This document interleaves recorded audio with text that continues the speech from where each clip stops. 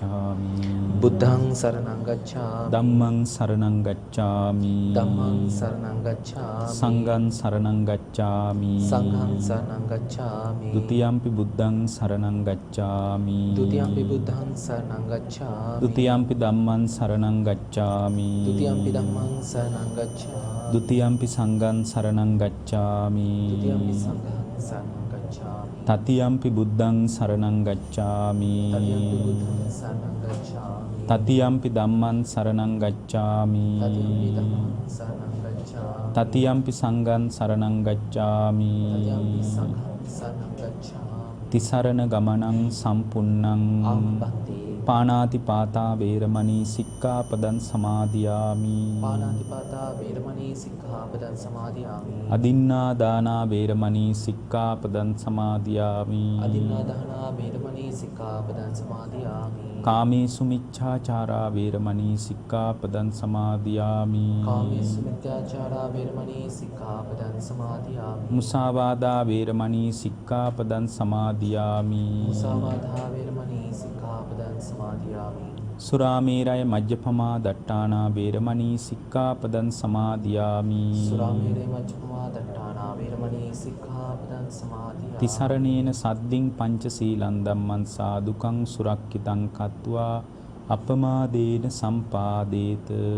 ආමබන්තේ සමන්තා චක්කවාලේසු අත්‍රා ගච්ඡන්තු දේවතා සද්දම්මං මුනි රාජස්ස සුනන්තු සග්ග මොක්ඛදං ධම්මස්සවන කාලෝ අයං බදන්තා. ධම්මස්සවන කාලෝ අයං බදන්තා. ධම්මස්සවන කාලෝ අයං බදන්තා. නමෝ තස්ස භගවතු අරහතෝ සම්මා සම්බුද්දස්ස. නමෝ තස්ස භගවතු අරහතෝ සම්මා සම්බුද්දස්ස. නමෝ තස්ස භගවතු අරහතෝ සම්මා සම්බුද්දස්ස. ඒ අපගේ ශාස්ත්‍ර වූ සම්මා සම්බුදුරජාණන් වහන්සේට අප හැම දිනාගේම নমස්කාරය වේවා. සුපින්වත්නි, මේ මොහොතේ ඔබ හැම දිනාම බලාපොරොත්තු වන්නේ ධර්ම ශ්‍රවණය කරන්නටයි, බණ අහන්නටයි. පින්වත්නි, බුදුරජාණන් වහන්සේ දේශනා කරපු ධර්මයේ තමයි චතුරාර්ය සත්‍ය ධර්මය. ඒතර මේ චතුරාර්ය සත්‍ය ධර්මය බුදුරජාණන් වහන්සේගේ හිතේ මතු වුණාට මේක ලෝකයේ තියෙන පරම සත්‍ය. ලෝකයේ තියෙන පරමාර්ථ සත්‍ය තමයි චතුරාර්ය සත්‍ය. ඒක ලෝකේ පරමාර්ථ සත්‍ය නම් ඒක බුදු කෙනෙක් මතු බුදුරජාණන් වහන්සේ නමකගේ කතාවක්ම වෙන්න බෑනේ. පරමාර්ථ සත්‍ය නම් ඒක මේ ලෝකේ පවතින විශ්ව සාධාරණ න්‍යාය. ඒතර බුදුරජාණන් වහන්සේලා මොකද්ද කරන්නේ? බුදුරජාණන් වහන්සේලා කරන්නේ කාලෙන් කාලෙට එක මතු කරන එක. ඒ කියන්නේ හරියට පරණ නගරයක් නටඹුන් හොය හොය මතු කරනවා වගේ බුදුරජාණන් වහන්සේලා කරන්නේ ඒ යට ගියපු චතුරාර්ය සත්‍ය ධර්මය මතු කරන එක. මතු කරලා පෙන්වන එක. එතකොට මේ මතු කරලා පෙන්වන එක ආйти භාග්‍යවතුන් වහන්සේගේ මුව මණ්ඩලින් එහෙම ධර්මයක් මතු වුණා මිසක් ලෝකේ කාටවත් එහෙම එකක් පේන්නේ නැහැ. මොකද ලෝකේ හිතාගෙන ඉන්නේ මේක දෙවියන් වහන්සේ හදපු ප්‍රශ්නයක් විදියටයි. එක්ක මහා බ්‍රහ්මයා මවපු එකක් විදියටයි. එක්ක ਸਰව බලධාරී කෙනෙක් මේ ප්‍රශ්නේ හැදුවා කියලයි. නමුත් බුදුදහම වගකීම Tamanටයි දෙන්නේ. බුදුදහම කියන්නේ වගකීම කාටවත් දෙන්න බෑ. වගකීම තියෙන්නේ Tamanගේ පැත්තේ. ඒක තමයි අත්ත සරණා අනඤ්‍ය සරණා කියලා කියන්නේ. මහණෙනි, තමාව සරණ කරගන්න, වෙන කෙනෙක් සරණ කරගන්න එපා කියලා ධර්මී කියන්නේ ඒකයි. වගකීම කාටවත් පවරන්න බෑ. දෙවියන් වහන්සේටවත්, දෙමව්පියන්ටවත්, ආණ්ඩුවටවත් කාටවත් වගකීම පවරන්න බෑ. පවතින තත්ත්වයේ වගකීම අයිති වෙන්නේ Tamanටයි වගකීම පැවරෙන්නේ. ඒක ලෝකේ කාටවත් දීලා කතා කරන්න බෑ. එහෙමනම් දැන් මේ විදියට බුදුරජාණන් වහන්සේ මතු කරන ධර්මයේ තුල ඒ කාලේ සමහර අය ඇවිල්ලා අහලා තියෙනවා මේ ස්වාමීනි මේ දුක තමන් හදපු එකක්ද? ඒතර බුදුරජාණන් වහන්සේ වදාලා නෑ මේ දුක තමන් හදපු එකක් නෙමෙයි. එහෙමනම් මේ දුක අනුන් හදපු එකක්ද? එතකොටත් බුදුරජාණන් වහන්සේ වදාලා නෑ මේ දුක අනුන් හැදුවා කියලා කියන්නත් බෑ. දැන් බලන්න තමන් හැදුවා කියලා එකපාර කියන්නෙත් නෑ. අනුන් හදපු එකක් විදියට පෙන්වන්නෙත් නෑ. එතකොට මේ පුද්ගලයා අහලා තින හොඳයි. එහෙනම් මේ දුක දෙගොල්ලොම හදපුවත් එකක්ද? ඒ කියන්නේ තමනුයි අනුනුයි ඔක්කොම එකතු වෙලා හදාගත් එකක්ද? එතකොටත් බුදුරජාණන් වහන්සේ වදාලා නෑ මේක දෙගොල්ලොම එකතු වෙලා හදපු එකකුත් නෙමෙයි. එහෙමනම් මේ දුක ඉබේ හටගත් එකක්ද? එතකොට බුදුරජාණන් වහන්සේ වදාලා නෑ මේ දුක ඉබේ හටගත් එකකුත් නෙමෙයි. දැන් තමන් හැදුවෙත් නැත්තම් අනුන් හැදුවෙත් නැත්තම් දෙගොල්ලොම එකතු වෙලා හැදුවෙත් නැත්තම් ඉබේ හටගත්තෙත් නැත්තම් කොහොමද මේ දුක ඇති වුනේ? ඔන්න ලෝකේ ලොකු ප්‍රශ්නයක්. කොහොමද මෙහිම දුකක් ඇති වෙන්නේ? එතකොට බුදුරජාණන් වහන්සේ වදාලා මේ දුක පටිච්ච සමුප්පන්නව ඇති වෙච්ච එකක්. මේ දුක තමන් හැදුවා කියලා කතා කරන්න බෑ. ඇයි බැරි කතා කරන්න? ඉතින් තමන් හැදුවා කියලා එකපාර කිව්වොත් මේ ලෝකයේ මිනිස්සු හිතාවි ඉතින් මම හදාගත්ත නිසා කොහොම හරි මම මේ දුක තුනී කරගන්න ඕන කියලා දැඩි අත්කිල මතාන යෝගී වැඩපිළිවෙලකට බැහැ ගන්නවා. ඒ කාලේ මිනිස්සු එහෙමනේ. අධිකව ශාරීරික දුක් දෙන්න පටන් ගත්තා. ඇයි කොහොම හරි මේ දුක මමමයි හදාගෙන තියෙන්නේ වගේ අදහසකින්. මේ දුක අනුන් හදපු එකක් කියලා කිව්වොත් ඉතින් අනුන්නේ හදලා තියෙන්නේ මම මොනවා කරන්නද? වෙන කෙනෙක් නම් හදලා තියෙන්නේ මට කරන්න දෙයක් නැහැ. ඒ නිසා මම හොඳට කාලා බීලා සනීපිට ඔය තියෙන දෙයක් බලාන වෙන දෙයක් බලාගෙන තියෙන දෙයක් කාලා ඉන්නවා කියලා ඉන්න පුළුවන්. දැන් ලෝකේ ගොඩාක් ආගම් මේකයි. සමහර ආගම් තියෙන්නේ මේ ඒගොල්ලෝ Tamanගේ ශාස්ත්‍රවරයා වෙනුවෙන් කනවා බොනවා විනෝද වෙනවා එච්චරයි. ඇයි? ඉතින් දෙවියන් වහන්සේනේ හදලා තියෙන්නේ. ඉතින් මේකට අපිට කරන්න දෙයක් නැහැ වගේ අදහසකට එනවා. එතකොට අධිකව සැපදීමේ ක්‍රියාවලියකට ඒකට අපි කියන්නේ කාමසුඛල්ලිකාන යෝගී කියලා නේ. ඒ වගේ එකට බැහැ ගන්නත් පුළුවන්. එතකොට මේ දුක දෙගොල්ලම හදපු එක්කුත් නෙමෙයි ඉබේ හටගත් එක්කුත් නෙමෙයි. මේ දුක පටිච්ච සමුප්පන්නව ඇති වෙච්ච එකක්. හේතු සහිතව දුක ඇති වෙන එකක්. මේ දුක කියන එකට මේ දුක කියන්නේ කුමක්ද කියන අවබෝධය බුද්ධ ශ්‍රාවකයෙකුට තියෙන්න ඕන. මොකද්ද දුක කියන්නේ? ජාති දුක, ජරා දුක, ජරාපි දුක්ඛ, ව්‍යාධිපි දුක්ඛ, ලෙඩවීමේ දුක, ජාති ජරා ව්‍යාධි මරණ දුක. එතකොට මරණ දුක කාටද තියෙන්නේ? මරණ දුක මැරෙන මනුස්සයට නෙමෙයි තියෙන්නේ. මරණම්පි දුක්ඛං කියන්නේ මැරෙන කෙනා දුකටපත් වෙනවා කියලා නෙමෙයි. මරණ දුක තියෙන්නේ මෙහි ඉන්න අයට. මෙහි ඉන්න අයට දුක තියෙන්නේ. ප්‍රිය විප්‍රයෝග දුක, අප්‍රිය සම්ප්‍රයෝග දුක. යමක් ප්‍රාර්ථනා කරන්නේ ඒවා නොලැබී යාමේ දුක. යම් පිච්ඡන් නලබති තම්පි දුක්ඛං. මොනවද ප්‍රාර්ථනා කරන්නේ? ඒ කියන්නේ gedara ප්‍රාර්ථනා කරලා gedara නොලැබීම, ඉඩම ප්‍රාර්ථනා කරලා ඒක නෙමෙයි මෙතන කියන්නේ. ඒ කියන්නේ මිනිස්සු ප්‍රාර්ථනා කරනවා රෝග නොවේවා කියලා. නමුත් රෝග නොවී ඉන්න පුළුවන් බෑ. මිනිස්සු වයසට යන්න කැමති නෑ. වයසට යන්නේක වහගන්න ගොඩාක් ඒවා කරනවා. පුළුවන්ද? බෑ. අන්න ඒකට තමයි යම් පිච්ඡන් ලැබති තම්පි දුක්ඛං කියන්නේ. බලාපොරොත්තු වෙන දේවල් ඒ විදිහට පවතින්නේ නැහැ. ප්‍රාර්ථනා කරන විදිහට පවතින්නේ නැහැ. ඔක තමයි දුක. ඔය ටික නෙමෙයි දුක කියන්නේ. දුක ගැන හකුළුවා දක්වාදී බුදුරජාණන් වහන්සේ වදාලා සංකිට්ඨේන පංච උපාදානස්කන්ධා දුක්ඛ. මහණෙනි සංක්ෂිප්තව අරගෙන බලන්න පංච උපාදානස්කන්ධය තමයි දුක. පින්වත්නි මොන දුකක් හරි විඳින්න වෙන්නේ පංච උපාදානස්කන්ධය පහළ වුණොත් විතරයි. පංච උපාදානස්කන්ධේ පහළ වෙන්නේ නැති තැනක විඳින්න බෑ කවදාවත්.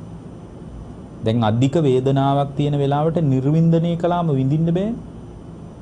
ඕනනම් නිර්වින්දනය කරලා මිනිස්සෙකුට යාගේ කෑල්ලක් වෙන කෙනෙකුට සම්බන්ධ කරන්නත් පුළුවන්, වෙන කෙනෙකුගේ කෑල්ලක් එයාට සම්බන්ධ කරන්නත් පුළුවන්. ඇයි? පංච උපාදානස්කන්ධය දුකක් පහළ වෙන්නේ නැහැ ඒ වෙලාවට. දැන් මේ පංච උපාදානස්කන්ධේ පහළ වෙලා තියෙන වෙලාවට තමයි දුක විඳින්නේ. දුක විඳින්නේ කයෙන් නෙමෙයි හිතින් විඳින්නේ. කයේ ඇති වෙන වේදනාවත් හිතින් විඳින්නේ. ඒතර පංච උපාදානස්කන්ධයක පහළවීම තමයි ජාති දුකයි, ජරා දුකයි, ව්‍යාධි දුකයි ඔක්කොම විඳින්නේ පංච උපාදානස්කන්ධය හරහා. දැන් ප්‍රිය විප්‍රයෝග දුකක් තියෙනවා. දැන් මේ වෙලාවේ කවුරු හරි කෙනෙක් මැරිලා. මේ බණ අහගෙන ඉන්න කෙනෙක්ගේ, ගෙදර ඉන්න කෙනෙක්ගේ හරි මේ ඇතුලේ ඉන්න කෙනෙක් කවුරු හරි මැරෙන්න පුළුවන්. ඉතින් පුදුමයක් නෙමෙයි. උදේ තමයි මිය ගිහින් තියෙන්නේ. ඒතර උදේ මිය ගියා කියලා දැන් ඔබට තවමත් දුකක් මොකක්වත් නැහැ. නමුත් සංසිද්ධියක් විදිහට උදේ තමයි සිද්ධිය වෙලා තියෙන්නේ. දැන් ඔබට ඇයි තවම දුකක් නැති? තවම ඒ සම්බන්ධ පංච උපාදානස්කන්ධය පහළ වෙලා නැහැ. ඊට පස්සේ ඔන්න කෝල්ලයක් දීලා කියනවා හවලා මල. එතකොට ඔන්න යායි චක්කු විඥානේ පහළ වෙනවා, විඥානස්කන්ධයක් පහළ වෙනවා. ඊට අනුව තමන් තුල සංඥාව පහළ වෙනවා, හවලා මිය ගියා කියලා සංඥාස්කන්ධයක් පහළ වෙනවා. ඊට අනුව දුක් වේදනාවක් හිතේ පහළ වෙනවා, වේදනාස්කන්ධයක් පහළ වෙනවා. ඊට අනුව හිතට සිතුවිලි ගලාගෙන එනවා, මේ සංසිද්ධිය පදනම් කරගෙන සංකාරස්කන්ධයක් පහළ වෙනවා. ඊට අනුව රූපයක් වෙනස් වෙනවා, අඬනවා, කෑ ගහනවා, හෘද ස්පන්දනය වැඩි වෙනවා, රුධිර සංසරණ වේගය වැඩි වෙනවා, කයෙත් වෙනස්කම් ඇති වෙනවා අර නාම ධර්ම ඇසුරේ. එතකොට කඳුළු හැමෙන් රූපස්කන්ධයකුත් පහළ වෙනවා. දැන් ඒ පංචස්කන්ධේ පහළ වෙච්ච වෙලාවට වෙනකන් දුක විඳින්න බෑ. දැන් උදේ මැරිලා දැන් ඉතින් විඳින්න එපාය නෑ. පංචස්කන්ධයක් පහළ වීමම තමයි දුක කියලා කියන්නේ. ඕක ඊටාම ගැඹුරු සංකල්පයක්.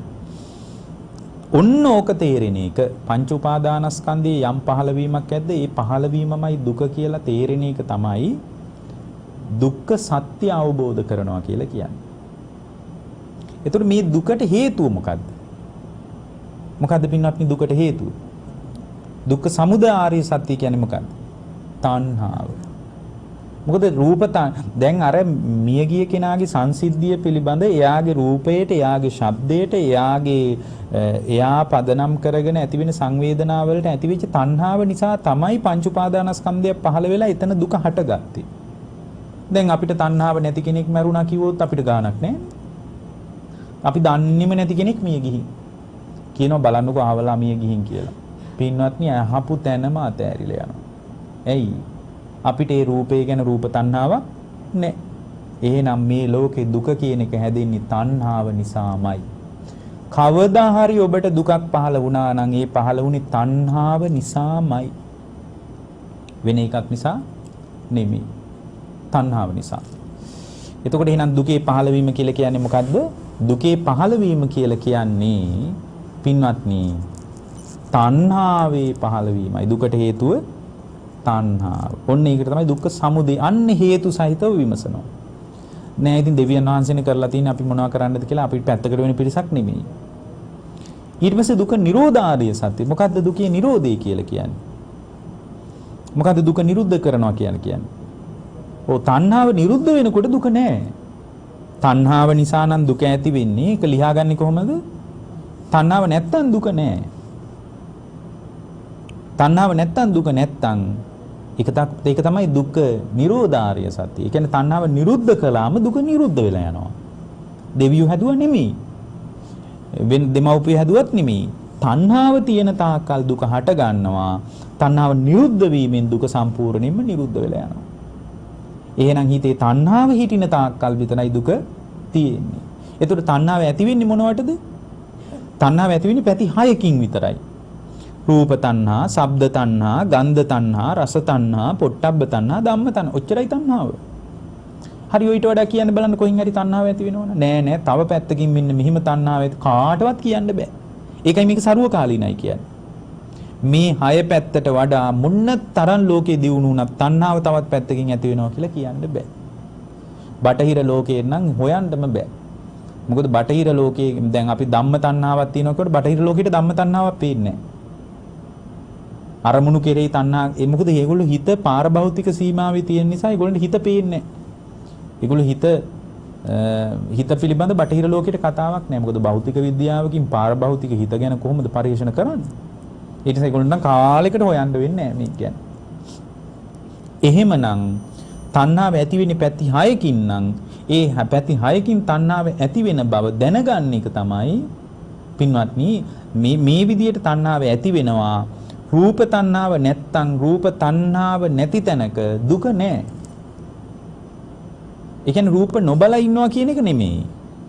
තණ්හාව ඇති වෙන්නේ නැති විදිහට රූපේ දිහා බැලුවම ප්‍රශ්නයක් නැහැ. පින්වත්නි තණ්හාව කියන එක හිතේ ඇති වෙන දෙයක්ද රූපේ ඇති වෙන දෙයක්ද? තණ්හාව කියන එක හිතේ ඇති වෙන දෙයක්. තණ්හාව රූපේට අයිති නැහැ.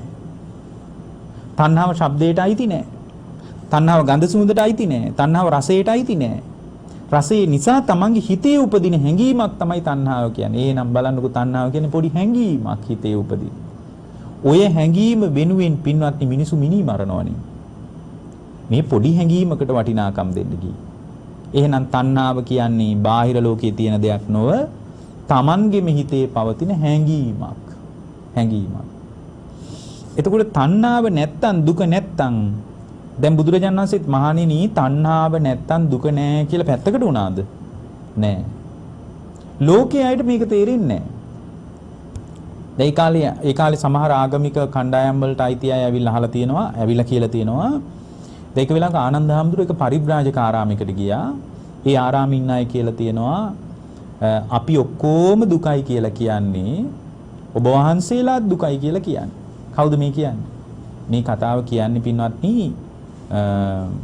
පරිබ්‍රාජකයෝ. ආනන්ද හාමුදුරුවෝ කියන්නේ. බලන්න අපි දෙගොල්ලෝ අතර වෙනසකුත් නැහැ. අපි දෙගොල්ලන්ගේ බැලු බැලමට වෙනසකුත් නැහැ. අපි දෙගොල්ලෝ තුලම මේ පවති බැලු බැලමට වෙනස් නැහැ. අපි හිස මුඩු කරලා ඉන්නේ. ඊට පස්සේ සිවුරු පරවගෙන ඉන්නේ අපි ඔක්කොම එක විදියකට. එතනින් පස්සේ බැලුවාම පේනවා අපි ඔක්කොම මැටි පාත්‍රයක් අරන් පින්න පාත යන්නේ. අපි වෙනසක් නැහැ. දැන් කවුද මේ කියන්නේ? පරිබ්‍රාජකයෝ කියන ආනන්ද හාමුදුරුවන්ට. ඒ වගේම තමයි ශ්‍රමණ ගෞතමයෝ දුකයි කියලා කියන්නේ. අපිත් දුකයි කියන්නේ.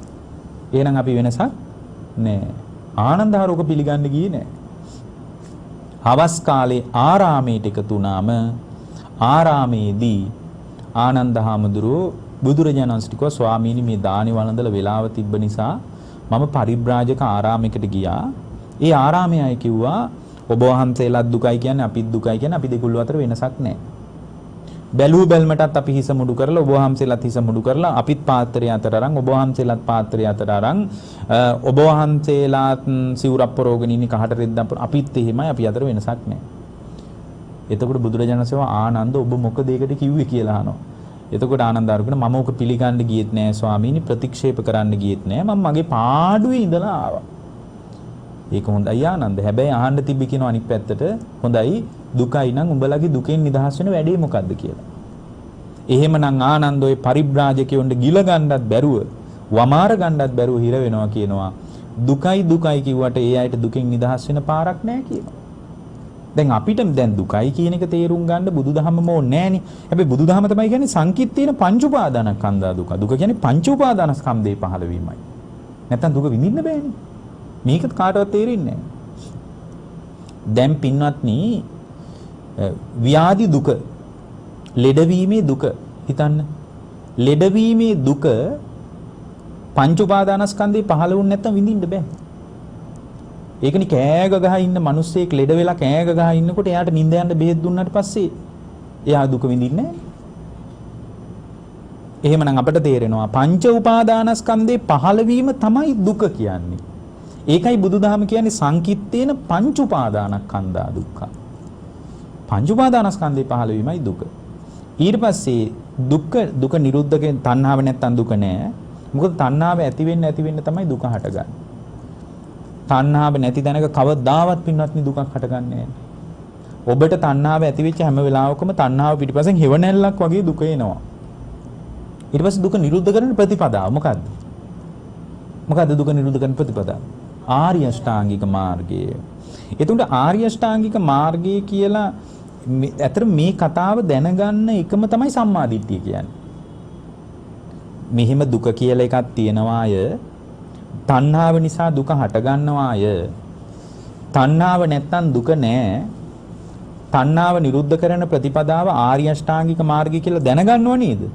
ඔන්න ඔය දැනගන්න නුවණට කියන්නේ සම්මා දිට්ඨිය කියලා. නැතුව සම්මා දිට්ඨිය කියන්නේ යහපත් දැකීම හොඳ දැකීම නෙමෙයි. සම්මා දිට්ඨිය තෝරනවා සත්‍ය විභංග සූත්‍රේ කොහොමද? දුක්ඛේ ඥානං දුක්ඛ සමුදය ඥානං දුක්ඛ නිරෝධේ ඥානං දුක්ඛ නිරෝධගාමිනී පටිපදාය ඥානං අයං උච්චතාවුසෝ සම්මාදිට්ඨි. දැන් මේක දැනගන්නකොටම සම්මාදිට්ඨියට ඇවිල්ලා ඉවරයි. 아무තුවෙන් ආයේ සම්මාදිට්ඨිය හදාගන්න දෙයක් නැහැ. මේක දැනගන්නකොට මෙයා ඉන්නේ සම්මාදිට්ඨියේ පින්වත්. 아무තුවෙන් ආයේ සම්මාදිට්ඨිය හදාගන්න එපා. ඒකයි මේ සුත්තමේ ඥානය තුලම අවබෝධය කරා යනවා කියලා කියන්නේ. ඒ කියන්නේ ධර්මය අහගෙන ඉන්නකොට ඒ ධර්මාවබෝධය තුලම පින්වත්නි මේ ඒකනේ කාලේ රහත් වෙලා සෝවන් වෙලා තියෙන්නේ ධර්මය අහගෙන ඉද්දි. ඇයි? මේ කතාව තේරෙන්න සම්මාදිට්ඨියයි පහළ වෙන්නේ. 아무තෙන් සම්මාදිට්ඨිය පුරන්න දෙයක් නැහැ. අහගෙන ඉන්නකොට ඒ අහගෙන ඉන්න ශ්‍රාවකයා තුල සම්මාදිට්ඨිය පහළ වෙනවා.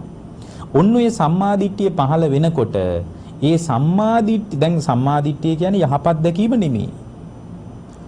දසවස්තුක සම්මාදිට්ඨියත් නෙමෙයි මෙතන කියන්නේ. දසවස්තුක සම්මාදිට්ඨිය අවශ්‍ය පදනමට. ඒක ඔබලාගේ පිරිහිලා නැහැ. ඒ නිසා ඔබ මිය ගියොත් සුගතියක් නැහැ ඇත්තට. දුගතියක් නැහැ ගොඩක් දෙනෙක්. ඒ කියන්නේ මේ ධර්මයත් එක්ක දැන් ඉන්න පිරිස ඉන්නේ. ඒගොල්ලෝ ඇත්තටම මිය ගියොත් දුගතියක් නැහැ බොහෝ වෙලාවට. මොකද ඒගොල්ලන්ට දසවස්තුක සම්මාදිට්ඨිය තියෙනවා. මොකද්ද දසවස්තුක සම්මාදිට්ඨිය කියන්නේ? අම්මා පිළිගන්නවා, තාත්තා පිළිගන්නවා, අති අයං ලෝකෙ මෙලොව පිළිගන්නවා, පරලෝක පිළිගන්නවා. පිළිගන්නේ නැද්ද පරලෝක? පිළිගන්නවනේ. අති සත්තා ඕපපාතික. ඕපපාතික සත්තු පිළිගන්නවා. දැන් බටහිර විද්‍යාවෙන් බලන කෙනෙක් ඕපපාතික සත්තු පිළිගන්නේ නැහැ. ඇයි ඕපපාතික සත්තු හැට පේන්නේ නැහැ? ඒකට එහෙනම් විද්‍යාත්මක චින්තනයේ තියෙන කෙනා නිරේට යනවා. දසවස්තුක සම්මාදිට්ඨිය තියෙන කෙනා දුගතියට යන්නේ නෑ. අන්න බලන්න අපි පරිස්සම් වෙන විදිය බුදු සමයස්සේ. බටහිර විද්‍යාවට ගැති වෙච්ච මිනිහෙක් නිරේට වැටෙන්න පුළුවන්. හැබැයි බෞද්ධ බුදුරජාණන්සේගේ ශ්‍රාවකයා දුගතියට වැටෙන්නේ නෑ. එතකොට මෙලොව පරලොව පිළිගන්නවා, දන් දීමේ විපාක පිළිගන්නවා. අති දින්නම්. සුකට දුක්කටානම් කම්මානම් පලම් විපාක. මේ කර්මඵලයේ විශ්වාස කරනවා. සිල් රැකීමේ විපාක පිළිගන්නවා. ඊට පස්සේ අති සත්තා ඕපපාතික. ඕපපාතික සත්තු පිළිගන්නවා. ඊට පස්සේ ඒකේ අන්තිම එක තියෙනවා මේ ජීවිතය තුලදීම අවබෝධ කරන්න පුළුවන් රහතන් වහන්සේලා මේ මහ පොළොවේ පහළ වෙනවා කියලා පිළිගන්නවා. දැන් සමහර පැවිද්දෝ කියනවා රහත් වෙන්න බෑ කියලා. ඒ කියන්නේ සමහර මේ පැවිදි අය ගිහියෝ නෙමෙයි. එතකොට බලන්න යාගේ දෘෂ්ටිය කොතනද තියෙන්නේ කියලා. සමහර පැවිදි වෙච්ච අය කියනවා මිකල රහත් වීමට නොහැකිය. එතකොට ඒකට බුද්ධ දේශනාව විරුද්ධ නැද්ද? ඒ මතේ විරුද්ධයි. ඇයි? බුදුරජාණන් වහන්සේ වදාලා මහණෙනි ආර්ය අෂ්ටාංගික මාර්ගයේ යම් තාක් කාලයක් පවතිනවද ඒ තාක් කාලයක් මාර්ගඵලලාභින් හිස් වෙන්නේ නැහැ කියලා. එතකොට ඒකට විරුද්ධ නැද්ද අර කතාව? විරුද්ධයි. ඇයි? භාග්‍යවතුන් වහන්සේ වදාලේ දැන් මාර්ගඵලලාභින් බිහි වෙන්නේ නැහැ කියනවා විශ්වාස කරනවා නම් ඒක සම්මාදිට්ඨිය නෙමෙයි. දසවස්තුක සම්මාදිට්ඨියට එනවා නම් එයා මගඵලලාභින් විශ්වාස කරනවා. ඊට පස්සේ ඔන්න දසවස්තුක ඇත්තටම අද ගොඩාක් බෞද්ධයන්ගේ දසවස්තුක සම්මාදිට්ඨිය කැලැල් වෙලා නැහැ. ඒ නිසා ගොඩක් දෙනෙක් සුගතිය යනවා. මම කියන්නේ මේ පාංශකෝල දෙන බෞද්ධයෝ නෙමෙයි. මේ ධර්මයේ හැදෑරීමක් තියන අය බොහෝ වෙලාවට දුගතියට වැටෙන්නේ නැහැ. මොකද ඒගොල්ලන්ට අර දසවස්තුක සම්මාදිට්ඨිය හැබැයි ඕක නිවනට ප්‍රමාණවත් නැහැ. දසවස්තුක සම්මාදිට්ඨිය තිබ්බ කියලා කවදාවත් නිවනට සෑහීමකටපත් වෙන්න බෑ. නිවනට අදාළ මූලික පදනම තියෙනවා. හැබැයි නිවනට හිතපත් කරගන්න බෑ. නිවනට හිතපත් කරගන්නවා නම් එයා අනිවාර්යයෙන්ම පින්වත්නි එතනින් එහාට ගිහින් එයා තුල විමර්ශනයක් තියෙනවා. ඒකට තමයි අර දුක්ඛේ ඥානං, දුක්ඛ සමුදය ඥානං, දුක්ඛ නිරෝධේ ඥානං, දුක්ඛ නිරෝධගාමිනී පටිපදාය ඥානං අයං උච්චතාවසෝ සම්මාදිට්ඨිය කියන සම්මාදිට්ඨියට එන්න ඕන. එතකොට ඒ සම්මාදිට්ඨියට ආවට පස්සේ ඒ සම්මාදිට්ඨිය තුල යම් ශ්‍රාවකෙක් ස්ථාවර වුණාට පස්සේ ඒ සම්මාදිට්ඨිය ස්ථාවර වෙච්ච කෙනාට ඒ සම්මාදිට්ඨිය තුල ඇතිවෙච්ච දුක පිළිබඳ පිළිසිඳ ඥානයක් අවශ්‍යයි. චතුරාර්ය සත්‍ය ත්‍රිපරිවට්ට ද්වාදසාකාරයෙන් අවබෝධ කරගන්න ඕනේ කියනවනේ. සත්‍ය ඥාන වශයෙන්, කෘත්‍ය ඥාන වශයෙන්, කෘත ඥාන වශයෙන්. එතකොට මේ පංචස්කන්ධයේ දුකයි කියලා දැනගන්න එක තමයි සත්‍ය. නමුත් මේකේ කෘත්‍යයක් තියෙනවා. තමා තුළම මේක අවබෝධ කරගන්න ඕනේ. එන සතිපට්ඨානිය තුල වාසය කරන්න ඕන. එතකොට පින්වත්නි යාට මේ කය ගැනත් හිත ගැනත් අවබෝධයක් එනවා. කායानुපස්සනාවෙන් මේ ඇඟ ගැන අවබෝධ වෙනවා. චිත්තානුපස්සනාව, වේදනානුපස්සනාවෙන් තමන් තුළ ඇතිවෙන විඳීම් ගැන අවබෝධ වෙනවා. චිත්තානුපස්සනාවෙන් හිත ගැන අවබෝධ වෙනවා. ධම්මානුපස්සනාවෙන් හිතේ උපදින ධර්ම ගැන අවබෝධ වෙනවා. ඒ අවබෝධ වෙන්නේ පංචස්කන්ධය ගැනමයි. ඇයි දැන් මේකනේ දුක? ඒක අවබෝධ කරගන්න සම්මා සතිය දියුණු කරන්න. මොකද ආර්ය අෂ්ටාංග මාර්ගය ගැන වෙන පාරක් නැහැ. එතකොට සම්මා සතිය කියලා කියන්නේ සතිපට්ඨානෙ. මොකද මේ සතිපට්ඨානයක් ගැන කියන්නේ? ඇයි පංචස්කන්ධය කියන්නේ රූප වේදනා සංඥා සංකාර විඥාන. රූපය ගැන අවබෝධ කරගන්න කායानुපස්සනාව වඩනවා. වේදනාව ගැන අවබෝධ කරගන්න වේදනානුපස්සනාව වඩනවා. වේදනා ස්කන්ධයක්නේ. සංඥාව ගැන අවබෝධ කරගන්න චිත්තානුපස්සනාව. සංකාර ගැන අවබෝධ කරගන්න චිත්තාන. මොකද සංකාර කියන්නේ හිතේ උපදින ධර්මනේ. හිතේ උපදින සිතුවිලිනේ. සංකාර ගැන අවබෝධ කරගන්න චිත්තානුපස්සනාව වඩනවා. හිතේ උපදින ධර්මයන් ගැන අවබෝධ කරගන්න ධම්මානුපස්සනාව වඩනවා. මේ අවබෝධය තමා තුළම ප්‍රත්‍යක්ෂ වෙන්නේ පංචස්කන්ධය ගැන. ඒ අවබෝධය ඇති වෙනකොට ඔන්න සම්මා සතිය වැඩෙනවා. එතකොට පින්වත්නි තමන්ටම පේනවා අනේ මගේ මේ දුක මෙහිම නේද සකස් වුනේ කියලා පිළිසිඳ දුක ගැන නුවණක් ඇති වෙනවා. හාමුදුරුවෝ කියන්න ඕනේ නැහැ. ඒකයි මේ ආර්ය අෂ්ටාංගික මාර්ගයේමයි දුක නිරුද්ධ කරන ප්‍රතිපදාව කිව්වේ. එතකොට යථාභූත ඥානයක් උපදිනවා. යථාභූත ඥාන කියන්නේ ඇත්තම කතාව පේනවා. ඒක ඇහැට පේන්නේ නැහැ. ඒක ප්‍රඥාවටයි පේන්නේ. ඒක උපදිනකොට එතන පින්වත්නි ඊළඟට සීලයෙන් ඉතුරුවා උදව්ව හම්බ වෙනවා. සම්මා වාචා, සම්මා කම්මන්ත, සම්මා ආජීව, සම්මා ඔය ඔක්කොම සීලයෙන් උදව්ව හම්බ වෙනවා. ඔය විදියට වඩාගෙන යනකොට යා තුල සම්මා සමාධිය උපදිනවා. සම්මා සමාධිය උපන්නාට පස්සේ යාට යථාභූත ඥානය උපදිනවා. එයාට යථාභූත ඥාන කියන්නේ මේ පංචස්කන්ධ ධර්මයන් ඇති වෙලා නැති වෙලා යනවා කියන එක Tamanටම පේන්න පටන් ගන්නවා. ඒ පේන්න පටන් ගන්නකොට යා තුල වැඩින්නේ බොජ්ජංග ධර්මයි. ඉතින් මේ බොජ්ජංග ධර්ම සම්බන්ධව දේශනාවක් කරන්න කියලා කිව්වට මේක බොහොම ලස්සනට ගැළපීලා එන විදිය තේරෙන්නේ නැතුව බොජ්ජංග ගැන කතා කරන්න බෑ. මේ විදිහට චතුරාර්ය සත්‍ය අවබෝධය තුල වැඩින්නේ බොජ්ජංග ධර්ම. දැන් අපි ධර්මයේ කියනෝනේ බොජ්ජංග වැඩෙන විදියට තමයි භාවනා කරන්න ඕන කියලා. දැන් මේ විදියට තමන් ආර්ය අෂ්ටාංගික මාර්ගය තුල ශක්තිමත් වෙනකොට දුක්ඛේ ඥානය, සමුදය ඥානය, නිරෝධ ඥාන, මාර්ග ඥාන කියන චතුරාර්ය සත්‍ය පිළිබඳ නුවණ හදාගෙන මේකම ඉලක්ක කරගෙන අවබෝධය කරා හිත දියුණු කරනකොට ඒ දියුණු කරන කෙනා තුල අමුතුවෙන් බොජ්ජංග වඩන්න දෙයක් නැහැ. ඕන්න බලන්න වැඩෙන විදිය බොජ්ජංග ධර්ම වඩනකොට පින්වත්නි වඩන්න ලෑස්ති වෙනකොට යාට තියෙන්න ඕන විවේක නිස්ෘතභාවය. විවේක නිස්ෘතභාවය කියන්නේ කාය විවේකයේ තියෙන්න ඕන, චිත්ත විවේකයේ තියෙන්න ඕන, උපදි විවේකයේ තියෙන්න ඕන. කයයි මනසයි සංසිඳිච්ච නැති වෙලාවක මොන සමාධියක්ද පින්වත්නි? හොඳට ඇඟ සැහැල්ලු වෙච්ච වෙලාවකයි සමාධිය උපදින්නේ. විවේකයේ තියෙන්න ඕන. විවේකේ නැත්නම් අපි ඒක හදාගන්න ඕන විවේකයක්. ඊළඟට තමයි විරාග නිස්ෘතං. මේ දියුණු වෙන ආධ්‍යාත්මික දේවල් වලටවත් ඇලෙන්න එපා. පිනට ඇලෙන්නත් එපා, කුසලයට ඇලෙන්නත් එපා, අඩුම ධර්මයටවත් ඇලෙන්න එපා. ඇලුනොත් බෑ මේ ගමන ඉස්සරහට යන්න. විරාග නිස්ෘතං. නොඇලෙමින් දියුණු කරන්න ඕනේ. ඒකනේ බුදුරජාණන් වදාළේ මහණෙනි ධර්මයේ සර්පෙක් වගේ පිළිගන්න. සර්පෙක් දෂ්ට කරන්න පුළුවන්. ඒ නිසා හරියට අල්ලගත්තොත් හරි. ඒ නිසා ධර්මියවත් උපාදානය කරගන්න. අනේ මෙහෙම ධර්මයක් නේද අපේට දුක ඉවර කරගන්න උදව් කළේ කියලා ධර්මයටවත් බැඳෙන්න එපා. බුදුරජාණන් වදාළේ ධර්මයේ පහුරක් වගේ පරිහරණය කරන්න. මොකද පහුර එගොඩ වෙන්න පාවිච්චි කරාම එගොඩ උනම කරී තියාගෙන යන්නේ නැහනේ.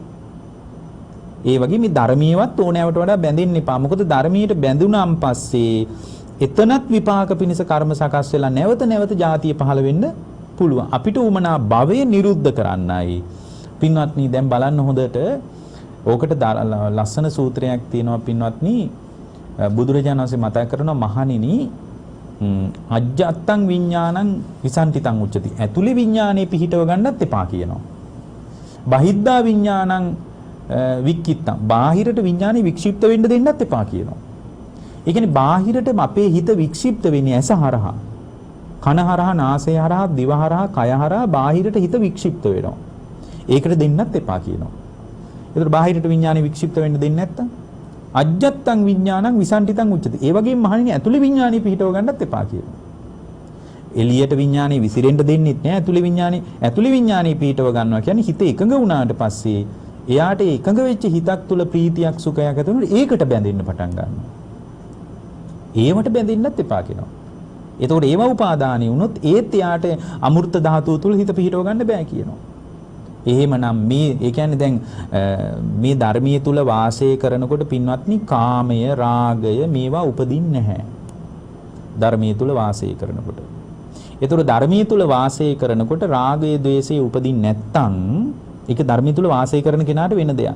එතකොට එයාට හිතෙනවා අනේ මේ රාගය, ద్వේෂය උපදින්නේ නැති ධර්මයේ කොයිතරම් හොඳයිද කියලා එයා ධර්මීයම උපාදානය කරගෙන ඉන්නවා. ඒකත් නුසුදුසු දෙයක්. මොකද ඒ බුදුරජාණන් වහන්සේ මතක් කරනවා අජ්ජත්තං විඥානං විසන්තිතං උච්චති. ඇතුලේ විඥානේ පිහිටව ගන්නත් එපා. එහෙම පිහිටව ගත්තොත් අමෘත ධාතුවේ හිත පිහිටන්නේ නැහැ කියනවා. ඒ කියන්නේ නිවනට හිතපත් කරගන්න බෑ කියනවා. දැන් ධ්‍යානයක් උපන්නට පස්සේ පළවෙනි ධ්‍යානිය තමයි විතක්ක, විචාර, ප්‍රීති, සුඛ, ඒකාග්‍රතාව සහිත පඨම ධ්‍යානිය. අකුසලයන්ගෙන් වෙන් වෙලා කාමයන්ගෙන් වෙන් වෙච්ච තැනකයි හිත පවතින්නේ. කාමයන්ගෙන් වෙන් වෙච්ච තැනක හිත පවතින එකට කියනවා පළවෙනි ධ්‍යානය කියලා. එතකොට පළවෙනි ධ්‍යානයේ උපදිනකොට ඒක මේ ඇස හරහා හිත දුවනවට වඩා හරි හොඳ තත්වයක්. නමුත් පළවෙනි ධ්‍යානයේ තුල විතක්ක ਵਿਚාර ප්‍රීතිය ඇති වෙනකොට ඒකටවත් බැඳුනොත් එතන නිවනටපත් කරගන්නත් බෑ. අන්න ඒකයි ඇතුලේ එළියේ දෙපැත්තම විඥානෙ පිහිටව ගන්න නැහැ කියලා කියන්නේ.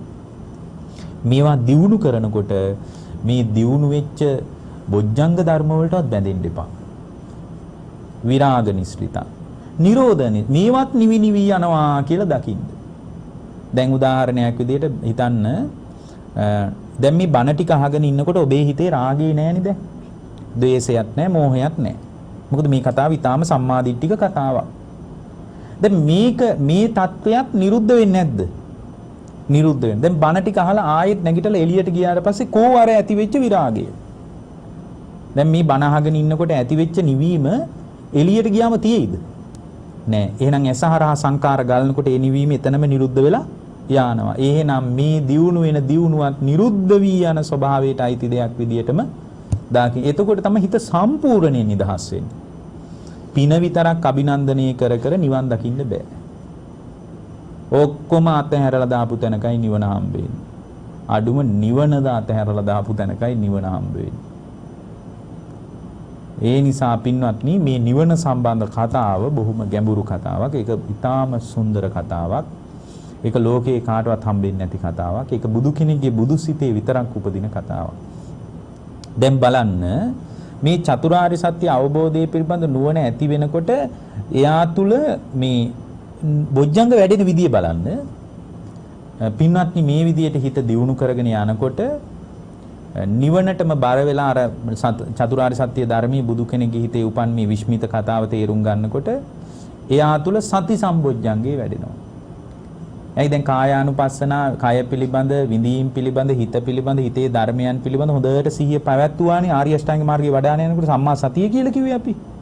ආර්ය අෂ්ටාංග මාර්ගයේ අංගයක් නේ. එතකොට එයාට අවබෝධ වුණා පංචස්කන්ධය ගැනම.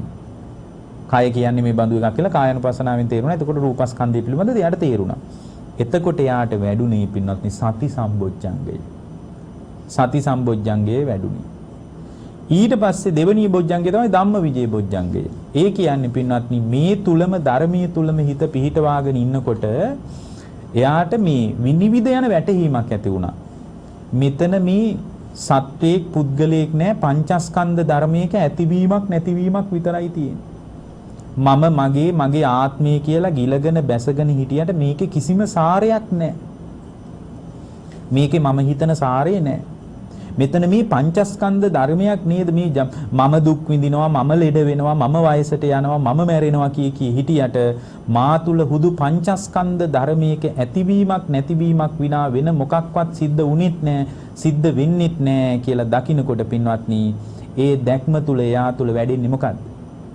විනිවිද යන වැටහීම ධම්මවිජය බොජ්ජංගය. විනිවිද අර තමන් කලින් හිතාගෙන හිටියට වඩා වෙනස් කතාවක්. මේ දුක කියන්නේ මෙයයි. මේ දුක තණ්හාව නිසා ඇති වෙනවා. මේ දුක අම්මා නිසා ඇති වුණා නෙමෙයි. තණ්හාව නිසා හේතු සහිතව ඇති වුණේ. තණ්හාව නැත්තම් දුක නෑ. මේක නිරුද්ධ කරන ප්‍රතිපදාව ආර්ය අෂ්ටාංග මාර්ගය කියලා විනිවිද වැටහීමක් ආව නේද? අන්නේ වැටහීමට කියන්නේ ධම්මවිජය බොජ්ජංගය කියලා. ඒකට කියන්නේ ධම්මවිජය බොජ්ජංගය. එතකොට යාට තේරෙනවා මේ තණ්හාව නිසාමයි දුක හැදෙන්නේ. තණ්හාව නැත්තම් දුක නෑ. තණ්හාව කියන්නේ මගේ හිතේ ඇති වෙච්ච හැඟීමක් විතරයි. තණ්හාව ලෝකෙට අයිති දෙයක්ුත් නෙමෙයි. මම මේ හැඟීමකට නේද වටිනාකම දුන්නේ. හැඟීම් වලට නේද වටිනාකම දෙන්නේ. මගේම හැඟීම් වලට නේද මම තණ්හා කරන්නේ. ඒකනේ මගේ හැඟීමටනේ මම තණ්හා කරන්නේ. දැන් එළියේ රූපේ දකින්නකොට රූපේ නිසා සුඛ ආස්වාදය ඇති වෙනකොට ඒ සුඛ ආස්වාදයටනේ මම තණ්හා කරන්නේ. ඒ සුඛ ආස්වාදයට තණ්හා කරමින් ඉපදෙමින් මැරෙමින් ඔහේ යනවා ඇවිදගෙන. එහෙමනම් මම තණ්හා කරන්නේ මගේම හිතට. මොකද මට උවමනා තියෙන්නේ මගේ සුඛ ආස්වාදයේ පවත්වන්න. ඒ සුඛ ආස්වාදයේ ගෙනත් දුන්නු රූප මට නඩත්තු කරන්න වෙලා. දරුවා මට පරිස්සම් කරන්න වෙලා තියෙනවා. මොකද දරුවා මට සුඛ ආස්වාදයේ අරගෙන ගෙනත් දෙනවා. දරුවා දකින්නකොට දරුවාගේ රූපේ දකින්නකොට මට සුඛාස්වාදයක් එනවා. දරුවාගේ කටහඬ ඇහෙනකොට මට සුඛාස්වාදයක් එනවා. ඒ නිසා මම කැමති මේ දරුවා මට ඕන විදිහට ඉන්නවට. දැන් දරුවා දරුවා වෙනස් වෙනකොට, දරුවා වැටෙනකොට, දරුවාගේ අතප්පයක් කැඩෙනකොට මගේ සුඛාස්වාදේ වෙනස් වෙන්නේ නැද්ද? මට දුක්ඛාස්වාදයක් එනවා. මම කැමති නෑ මං දුක්ඛාස්වාදයට. මං කැමති මොකටද? සුඛාස්වාද. ඒතකොට මම සුඛාස්වාදයට කැමති නිසා මට උමන සුඛාස්වාදේ පවත්වන්නයි. ඒ සුඛාස්වාදේ පවත්වා එතකොට දැන් බලන්න දරුවට නිමි තණ්හා කරලා තියෙන්නේ තමන්ගේම සුඛාස්වාදයට. මෙන්න මෙහෙම ගැඹුරින් තේරෙනකොට එතන වැඩෙන්නේ මොකද්ද? ධම්ම විජේ බොජ්ජංගේ.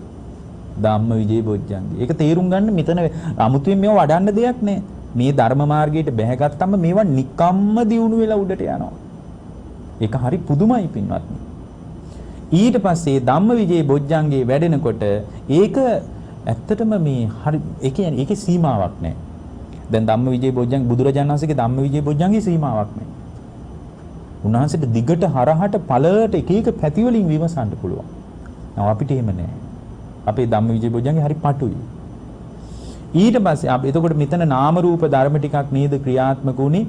මේ නාම රූප ධර්මයන්ගේ පහළවීමම නේද දුක කියලා මේක හොඳට තේරෙනවා. එතකොට පින්වත්නි එයාට අර වීරියක් ඇති වුණා නේද? කොහොම හරි තණ්හාව නිරුද්ධ කරන්න ඕන. ඇයි දුකට හේතුව තණ්හාව කියලා චතුරාර්ය සත්‍යයෙන් දැනගත්තනේ. එතකොට යාට වීරියක් ඇති වුණා නේද? කොහොම හරි මේ තණ්හාව නැති කරලා දැම්මනම් හරි. අවිද්‍යාව නැත්තම් දුකක් නෑ නේද කියලා ඒකට වීරියක් උනන්දුවක් ඇති වෙනවා. ඇයි මේක දෙවියන්ගේ කතාවක් නෙමෙයිනේ පැත්තකට වෙන්න තරම්. මේක මම විසින් උත්සාහයෙන් වීරියෙන් ධර්ම ආර්ය අෂ්ටාංග මාර්ගේ වඩන්න ඕන කියලා වීරියක් ඇති වෙනවා. ඇයි දුක නිරුද්ධ කිරීමේ ප්‍රතිපදාව ආර්ය අෂ්ටාංග මාර්ගයනේ. එතකොට ඒකට වීරියක් ඇති වෙනවා. ආර්ය අෂ්ටාංග මාර්ගය දියුණු කරන්න ඕන කියලා වීරියක් ඇති වෙනවා. අන්න එතන වැඩෙන්නේ වීරිය සම්බොජ්ජංගේ. ආර්ය අෂ්ටාංග මාර්ගය දියුණු කරන්න යන්න ඕන කියලා වීරිය කරනකොට මේ නීවරණයන් ඔස්සේ හිත දුවන්න දෙන්න නරකයි කියලා හිතනකොට උපන්න අකුසලයේ දුරු කරන්න වීරිය ඇති වෙනකොට මේ දුක්ඛේ ඥානයේ, සමුදය ඥානයේ, නිරෝධ ඥානයේ, මාර්ග ඥානයේ ඉස්සරහට දියුණු කරගෙන යන්න ඕන කියලා අදහස එනකොට උපන් කුසලයේම දියුණු කරන්න ඕන කියන අදහස එනකොට මෙතන වැඩෙන්නේ වීරිය සම්බොජ්ජංගය. ඊට පස්සේ පින්වත්නි අර ඇසහරහා වෙනදා වගේ සිතුවිලි ගලන් නැතිකම නිසා, කනහරහා සිතුවිලි ගලන් නැතිකම නිසා අර ඕලාරික මට්ටමේ දැන් අර වෙනදා වගේ ආස්වාද ජනක බවක් නැහැ. හැබැයි හිත තුල සිතුවිලි ගලන් නැති දවසකට ඒකෙන් එනවා ප්‍රීතියක්. ඒක ඔබලා අත්විඳලා නැති වෙන්න පුළුවන්. ඔබ අප තුල අත්විඳීමක් නැති වෙන්න පුළුවන්. එතකොට සිතුවිලි ගලන් නැති එක නිසා හිතේ ප්‍රීතියක් උපදිනවා. ඒ ප්‍රීතිය කියන්නේ නිකන් මේ ඇහෙන් රූප බලලා අත්විඳින ප්‍රීතිය වගේ එකක් නෙමෙයි. හරිම නිරාමිසයි ඒක. ඒක සිතුවිලි ගලන් නැතිකමට ඇති වෙන ප්‍රීතියක්. ඒකට කියන්නේ පීති සම්බොජ්ජංගයයි. ඒකට කියන්නේ ප්‍රීති සම්බොජ්ජංගය. එතකොට මේ ප්‍රීති සම්බොජ්ජංගය තුල යම් ශ්‍රාවකයෙක් වාසය කරනකොට එතන නිරාමිස ප්‍රීතිය මෙතන කියන්නේ අර වෙනද ඇහෙන් රූප දැක්කහම ඇති වෙනවනේ ආස්වාදයක්. ඒක නෙමෙයි මේ. අර හිත එකඟ වෙලා තියෙන නිසා ඇති වෙනවා ප්‍රීතියක්. ඒ ප්‍රීති සම්බොජ්ජංගේ. ඒක කියනවා යතෝ සම්මසති කන්දානං උදයබ්බයන් ලබති පීති පාමොජ්ජං කියලා කියන්නේ. ස්කන්ධයන්ගේ උදේවැය දැකීමෙන් ලුවේ ප්‍රීතිය උපදින්නේ. යතෝ සම්මසති කන්දානං උදයබ්බයන් ලබති පීති පාමොජ්ජං. ස්කන්ධයන්ගේ උදේවැය දකින්නකොට ප්‍රීතියක් අන්න ඒක ප්‍රීති සම්බොජ්ජ. ඉතින් ස්කන්ධයන්ගේ උදේවැයමනේ දැක්කේ. ඒ පංචස්කන්ධ දුකනේ දැක්කේ. දුකට හේතුව තණ්හාව. පංචස්කන්ධ දුක හටගන්නේ තණ්හාව නිසා. තණ්හාව නැත්තම් පංචස්කන්ධ දුකක් නෑ කියලා මේ පංචස්කන්ධයම ගැන තේරෙනකොට කන්දානං උදයබ්බයන් ලබති පීති පාමොජ්ජ. ස්කන්ධයන්ගේ උදේවැය දකින්නකොට ප්‍රීතියක්. ඒක තමයි ප්‍රීති සම්බොජ්ජංගේ. ඒක ඇති වෙනකොට පින්වත්නි කයයි මනසයි හොඳට සංසිඳිලා යනවා. හිතත් සංසිඳිලා, ඇඟත් සංසිඳිලා, රුධිර සංසරණ වේගයේ පබා අඩු වෙන්න පටන් ගන්නවා. සිතුවිලි වල වේගයත් අඩුයි. Tamanda මේ ජීවිතය තුළ අවබෝධ කර යන්න පුළුවන්. ඒකට කියන්නේ පස්සද්ධි සම්බොජ්ජංගය කියලා. හරිම සැහැල්ලුවක් ඇති වෙනවා. ඒකයි ඔය බොජ්ජංග පිරිත් කියන්නේ ලෙඩ වෙච්චාම කියන්නේ. හේතුව තමයි මේවා අවබෝධයෙන් අහගෙන ඉන්නකොට ඒ වෙලාවෙම පස්සද්ධිය ඇති වෙනවා. ඒතකොට කායික රෝගයත් සමනය වෙනවා. එහෙම නැතු මේ මොකක්වත් දන්නේ නැතුව බොජ්ජංග පිරිත් කිව්ව කියලා ලොකු යහපතක් වෙන්නේ නැහැ. මේවා දන්න කෙනාටයි මේ පස්සද්ධිය ඇති වෙන්නේ. එතකොට මේ පස්සද්ධියත් එක්කම හිත එකඟ වෙලා පින්වත්නි හොඳට මේ පංචස්කන්ධයන් කෙරෙහිම සිහිය පිහිටවලා හිත එකඟ වෙනවා. ඒකට කියන්නේ සමාධි සම්බොජ්ජංගය කියලා. ඔන්න ඔය සමාධිය ඇති වුණාට පස්සේ යථාභූත ඥානයක් ඇති වෙලා එයාට තේරෙන වැඩක් නැහැ. මේ පංචස්කන්ධේ නම් මොහොතක්වත් උපාදානී නොවෙනවා නම් හොඳයි. මොකද මේකමයි දුක කියලා පේන්න පටන් අරගෙන තමන් අහනකොට, දකින්නකොට, දැනෙනකොට, හිතෙනකොට පංචස්කන්ධයක් පහළ වෙනවනේ. අන්නේ පහළ වෙන පංචස්කන්ධය තුල පින්වත්නි, ඒ පහළ වෙන පංචස්කන්ධ ධර්ම තියෙන්නේ. ඒ පහළ වෙන පංචස්කන්ධ ධර්මී පහළ වීම පිළිබඳව එයාට උපාදානේ නොවි උපේක්ෂාවට. මොකක් දැක්කත් වැඩි ඕනෑවට වඩා අල්ලන්න හොඳ නෑ. ඔක්කොම අනිත්‍ය දුක්ඛ අනාත්ම වෙන ලෝකයක්, ඇතුලේ ලෝකයයි පිට ලෝකයයි ඔක්කොම අනිත්‍ය වෙලා යනවා. ඒ නිසා මේ මොනවාක් දැක්කත්, ඇහෙන් රූපයක් දැක්කත් පංචස්කන්ධයක් පහළ වෙලා නැති වෙලා යනවා. කනින් ශබ්දයක් ඇහුවත් පංචස්කන්ධයක් ඇති වෙලා නැති වෙලා යන මොකක්වත් ගැන ඕනෑවට වඩා නම් ඇලෙන්න හොඳ නෑ කියලා. ඇලීමුත් මොනවා ඇහුවත්, දැනුණත්, හිතුණත්, දැක්කත් ආහන දකින්න දැනෙන හිතන ඉද දිට්ඨ සුත මුත විඤ්ඤාතේසු. ආහන දකින්න දැනෙන හිතන ලෝකයේ කෙරෙහි ඇලෙන්නෙත් නෑ, දැන් ගැටෙන්නෙත් නෑ. දේරෙනවා මේ පංචස්කන්ධයක පහළ වීමක් විසක් මෙතන මොකක්වත් නෑ කියලා. අන්න එතකොට උපදින්නේ මොකද්ද? උපේක්ඛා සම්බොජ්ජංගේ. ඇලීමුත් නෑ, ගැටීමුත් නෑ. පංචස්කන්ධය පිළිබඳ මඳහත් භාවයක් ඇති වෙනවා. අතීත ස්කන්ධ ගැනත් මඳහත්, අනාගත ස්කන්ධ ගැනත් මඳහත්, මේ වෙලාවේ බණ ටික ඇහෙන ගැනත් මඳහත්. ඇත්තට මේ මොහොතේ සිහිය පිටව ගත්තා නම් මෙතනත් මේ බණ ඇහුවේ මමයේ, බණ කිව්වේ හාමුදුරුවන්ගේ කියලා. ඒතකොට මෙතනත් පංචස්කන්ධ. ඇයි ඇතුළෙත් විඥානේ පිටව ගන්න නෑනේ? මෙතනත් පංචස්කන්ධ ධර්මයක පහළ වීමක් විනා මෙතනත් මොකක්වත් නැහැ.